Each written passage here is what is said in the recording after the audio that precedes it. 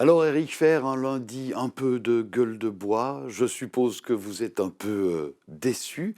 Est-ce que vous l'êtes vraiment déçu? Est-ce que vous avez vraiment cru que vous pourriez prendre ce siège au clan bourgeois? Alors écoutez, la chance était là. L'opportunité se présentait, que ça sera difficile, c'était toujours clair. Mais quand vous avez fait une campagne intensive, comme je l'ai fait avec les gens de mon parti et des Verts, ben, évidemment, quand ça ne réussit pas, on est déçu, même si savait à l'avance que l'échec pourrait être au rendez-vous. Vous attendiez à ce genre de résultat ou que ce serait plus serré peut-être? On s'y attendait, tout le monde, moi y compris, à un résultat plus serré, ça c'est vrai, mais il faut constater que l'Alliance bourgeoise a très très bien joué le jeu entre eux, ils ont été très très solidaires. Et pour la gauche, dans le canton de Berne, qui est finalement surtout fort dans les grands centres urbains comme la ville de Berne ou la ville de Bienne, si la droite fait bloc, c'est très difficile, on a à nouveau vu ça hier. Hmm. Alors, les bourgeois ont bien joué le jeu. Leur liste était très compacte, hein, puisque Astrid Berchi du centre a également été élue, alors qu'elle n'était pas spécialement connue. Donc, les bourgeois ont été bons, mais qu'est-ce qui n'a pas joué alors chez les socialistes? Je pense justement que la droite a fait ce bloc uni qui a empêché à la gauche de surmonter l'obstacle qui existe toujours dans le canton de Berne, parce que finalement le canton de Berne a une tendance vers la droite dans son ensemble. Par région c'est différent, mais dans son ensemble.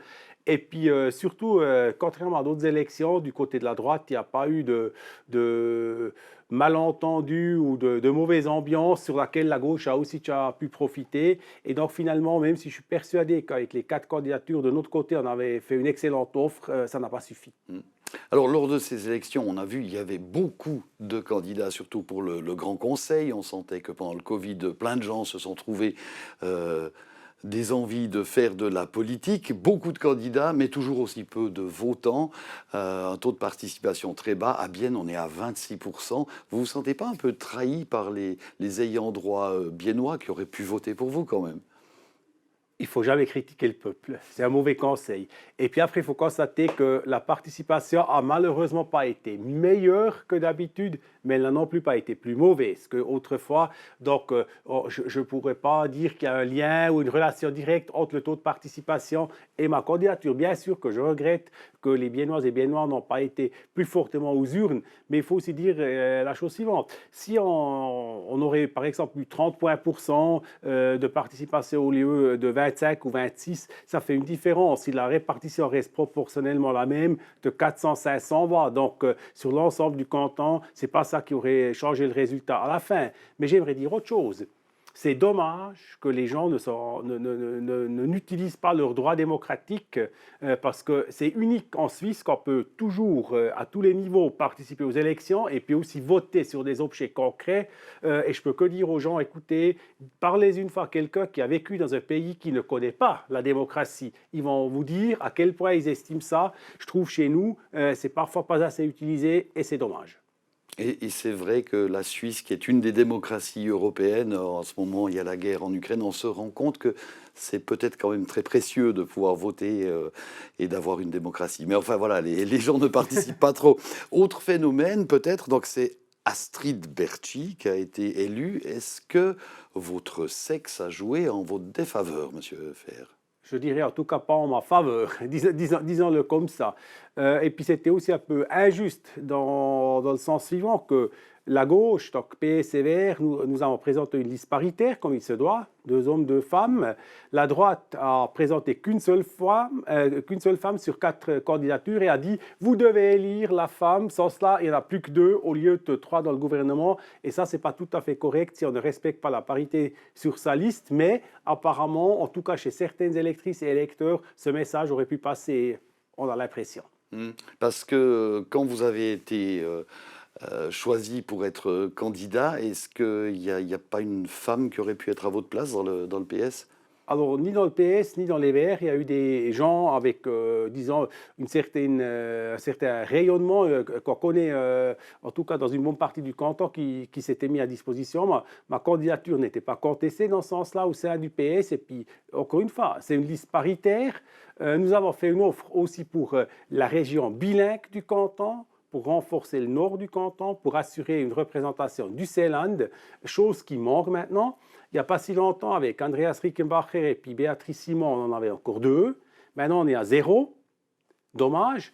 Il est clair que dans le gouvernement, vous n'êtes pas pour cueillir des cerises pour votre région, mais un canton de Berne aussi divers qu'il est, avec 2 cultures, 2 langues, des régions très différentes, il est important que toutes les sensibilités soient représentées au gouvernement pour trouver de bonnes décisions, des décisions qui tiennent.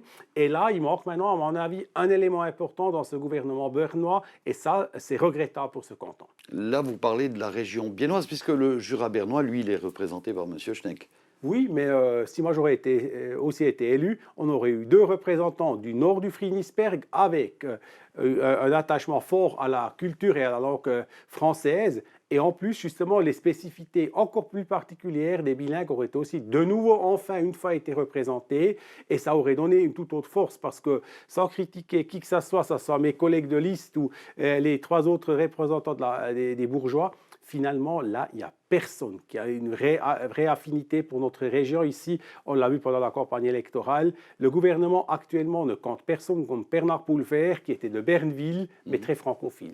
On parlait du soutien peut-être manquant des Biennoises et des Biennois, et on parlait du Jura bernois. Alors, est-ce que dans le Jura bernois, les votants vous ont bien soutenu, à votre avis? Alors, j'ai précisé pour Bienne, les 4 candidats de gauche sont en tête, les uns très près des autres, donc ça c'est une bonne nouvelle. Là, ce qui est surprenant aussi, c'est qu'à Bienne, vous n'êtes que 3e. Oui, mais je suis très près des 2 femmes qui sont en tête de classement, ce qui est assez logique dans le sens que la gauche, PS et Vert, s'engagent énormément pour la cause des femmes. Et donc, ce résultat, il est assez logique. Et on a fait plus ou moins le double des voix qu'ont fait les bourgeois qui sont élus maintenant dans notre ville. Donc, Bienne, c'est bon. Ça ne vous étonne pas un petit peu qu'en tant que maire de Bienne, vous n'êtes pas numéro 1 du PS? Il faut s'y attendre au sein d'une liste comme ça. C'est différent si vous êtes candidat au Conseil national où vous pouvez être cumulé. Si on peut vous cumuler, ça fait une différence. Mais là, il y a comme c'est une élection à la majoritaire, c'est qu'une voix par personne qui est possible, donc vous ne pouvez pas tellement créer l'écart. Mais revenons sur le Jura bernois. Alors, le Jura bernois, là, j'ai fait le meilleur score de tous les candidates et candidats de gauche. Ça, c'est réjouissant.